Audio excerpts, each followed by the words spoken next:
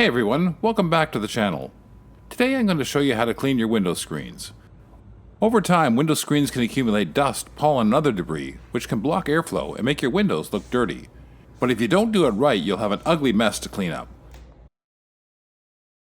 So stay tuned for 3 hacks that will give you amazing results. First, you need to remove the screens from the windows.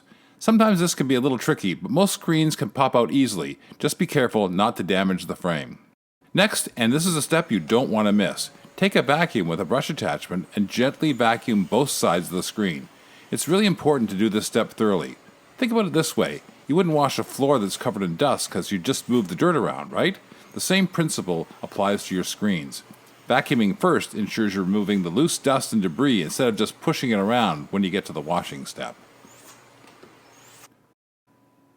Spray one side of the screen with Dawn Power Wash. You can also use any dish soap, but Power Wash is great for breaking down grime and making your screens look like new. After spraying, take a wet sponge and gently wipe down the screen. A sponge works great because it doesn't leave anything behind and has the flexibility you need to get inside all those thousands of tiny air cells in the screen. Make sure you get into the corners and edges to remove any stubborn dirt. Then flip the screen over and repeat on the second side. Next, you're going to want to rinse the screens thoroughly using a garden hose. Make sure to rinse both sides of the screen to remove all the soap and the loosened dirt. Finally, dry both sides of the screen with a clean, lint-free cloth.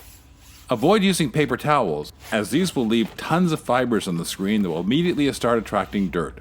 A lint-free cloth ensures your screens will stay cleaner longer. And that's it. Your screen should now be clean, clear, and ready for the fresh air, without any dust or dirt. Clip the screens back into the windows, and you're ready to go.